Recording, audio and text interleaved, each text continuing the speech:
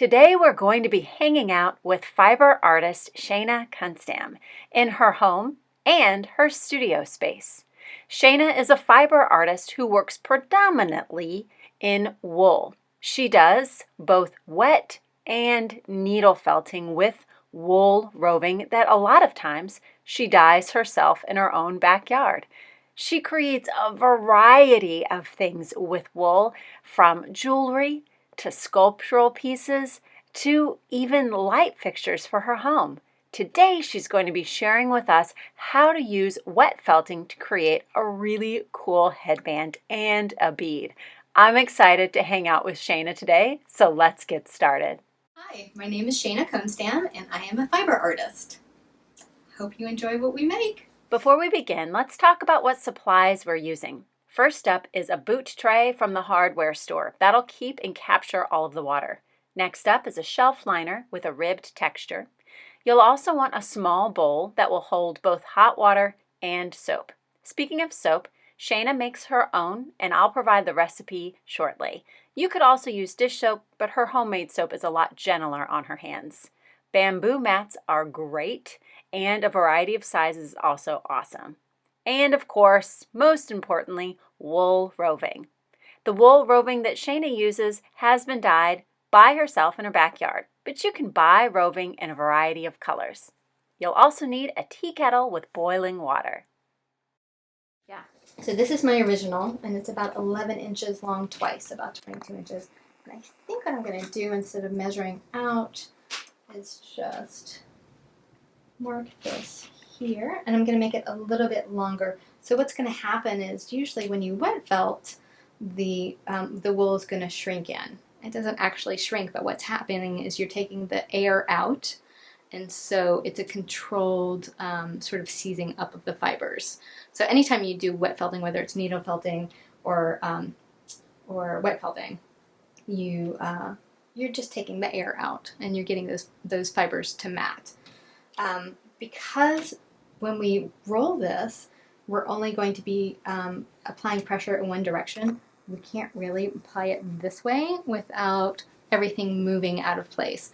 So it's not going to stretch and it's not going to shrink this way, but it is going to get tinier this way. So the first thing I'm going to do, I'm going to go a little bit over, and then I have to double back again. And then I'm going to tease this out. I say tease, but it's a lot of wool. And that means to just pull it? To pull it, okay, yeah. Tease it out. To tease it. So if your fiber length is really long, this isn't too long. It's about 3 to 5 inches. And that means it's good for wet felting? It's good for wet felting. It's also good for needle felting. Okay. I really love this fiber. So to tease it out, if you were doing some flat work, you would pull just the ends, tease it out this way so you could shingle your work. But if you were trying to pull a whole bunch off, obviously that's going to turn into a rope immediately. So be gentle with it, but also take your hands further apart. Like that. Got it. So I'm going to decide how thick I want this to be. I think maybe a third of what I've got here. And I'm just going to gently pull that off. It's going to come off on its own. Wow. Can you pour a little bit of that water in here? About that much. How much was that again? This much. Wow. A little bit. And I'm going to scoop out a little bit of my soap. So you can see how thick that soap is. And so I don't burn myself on our super hot water, I'm going to add some cold water to it. So to make a bead, so this slides. So this is adjustable. You can actually make this into a necklace or into a bracelet or however you wanted to do that. But I have two pieces. I've got my rope and I've got my bead. So to make this bead, I'm going to tease off some of my wool and just little bits that I can handle easily. And then I'm going to actually wrap this around some pencils. And I couldn't find 3 pencils, so I've got a paintbrush in here. And I'm just going to hold it in place and try to get it tight. It's a little tricky. Shana is using about 2 to 3 layers of the roving to create her bead, and you'll notice she's just kind of tightly wrapping it around the pencils. Other colors could be used, Even small, thin pieces could be added to create stripes of color on your bead. And if you wanted to add other colors to it, you could take your purple and add a little stripey bit. No mistakes. All right, so I'm gonna wet it. Here, I can move this over. In her bowl, Shana has a combination of hot water and soap. She has to make sure that her bead stays completely saturated all the way through, which is why she keeps dipping her hand in the bowl. The reason she rotates it is to cause the agitation. What creates a felted piece is water and agitation, which is exactly what she's doing. The soap makes it so that the fibers of the wool don't keep sticking to her hands. It makes it so that it's nice and slippery and slidey between her hands as she's felting it. That hot water also helps those fibers to shrink. Wet felting is not something that you can do quickly. It's something that requires a lot of patience, a lot of water, a lot of soap, and a lot of agitation. You'll be able to tell when your piece is felted because the fibers suddenly start to feel a lot tighter. Things are starting to shrink together. So that's why you want to make sure to do this completely, but also to take it slow. Felting is something that takes a lot of time. All right, so this is starting to get a little bit tighter. It's not looking too pretty right now, so I'm going to do swirling. And you couldn't do that right away, right? No, if I did that right away, it would slip all over the place and come up on my hands. Now, one thing you can do is you can take some fabric. Let's see if I've got some up here. Sort of like a meshy fabric, like this. So if you were doing something really delicate and you had laid that all out, you would put the fabric on top so that it doesn't stick to your hands. You can use plastic bags. You can put saran wrap down. Whatever you need to keep it from sticking to your hands. A lot of times soap will just do it. So I'm being far less gentle. You see we're definitely getting some nice edge there. So I still have a while to go. Now that the fibers are starting to slowly become felted together, Shana can go a lot faster. If she had done this initially, what would happen is all of the fibers would just kind of fall off of her pencil. But now that they're starting to cling together, she can work a lot faster. So with felting, you have to kind of move slowly at first and then gradually speed up. You'll notice that she's starting to slide the pencils out because now that the bead is felted, they don't necessarily have to have the pencils inside. In a moment, she'll take the bead completely off of the pencils and still be able to roll it between her hands without closing the bead because the fibers have already started to felt and they're not going to reattach to other fibers on the bead. So now I've got something closer to a bead shape, and you see Look at I've got that hole in the center. And now I'm not worried about it closing up, but I still want it pretty big because we're going to put our rope through it twice. So I can do it around my finger, maybe not that finger, let's do that finger. And look how much it's shrunk. Wow. And now you're very rough with it. Very, very rough with it. Still don't want that to close up. But we have a nice little bead. Yeah, that's great. Now that the bead for our headband is created, it's now time to make the actual headband itself. So, time to get out some more roving and begin to work on the rope that will be for the headband. Right, so I am going to dry roll this first. And this is my table mat placement. So, and if you have a bamboo ruler, you can do this too. And this is just kind of getting the fibers? Getting the fibers in line, and I can do this really hard. Again, if I were just, see how this already wants to do that? That's where your funky line comes in. Right. So you can add pieces together like this. You can change color. You can add stripes. But you would do it all a little dry first. This is cheap, the plastic bag. And you dump your plastic bag in here. Right?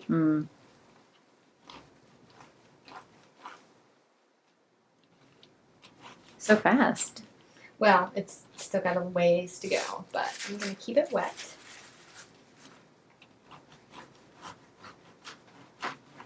This, using a bamboo mat, is really easy to keep it consistent pressure. And it's agitating. It's agitating. The water's going to drip down to the bottom, so you want to make sure that you continue to add your water. You don't want to dry it dry, or you don't want to felt it dry. So I'm going to leave that end loose, and you can actually wrap your ends in saran wrap if you're worried about getting them wet. If you have an environment where water's going to run off. Now you might have noticed that Shana did not felt the ends of her rope or her headband. The reason she did not felt the ends is because the two ends need to be left unfelted so that she can slide her pre-made bead down those two ends. So we'll get to that in a moment, but just take a look at how Shana is not doing just one section completely, but she does a little bit at a time, adding the water with the bag, which adds just the right amount of water, uses the bamboo mat to agitate, and then continues on down the rope. She does this so that the whole piece is felted all at once. All right, now it's time to slide that pre-made bead down on the headband. To do this, it can be a little tricky because the roving is really fluffed out. So she kind of has to squish it and squeeze it to get it inside of that bead. And she's going to slide both ends of the headband onto that bead. And you'll notice that it's a little tricky, so she is going to use the end of a pencil to kind of poke and push the end of the roving in place. Now, in order to keep the pre-made bead from sliding off the headband, she's going to have to create a stopper on both ends of the headband to prevent the pre-made bead from sliding off. So that stopper, it's going to be kind of, we'll call it a bead at both ends. Now she's taking roving. She's wrapping it in the opposite direction that the fibers are currently going, and that's going to create the beaded end for her headband. And that will also make it so the bead doesn't slide off. She's adding water to that just to get the felted starting. She'll have to do that on both ends of the headband to make sure that the bead doesn't slide off. Once she's got it kind of felted in place, then, just like any kind of wet felting, she can start to go a little bit faster. Water, agitation, rinse, and repeat. That's the story with wet felting.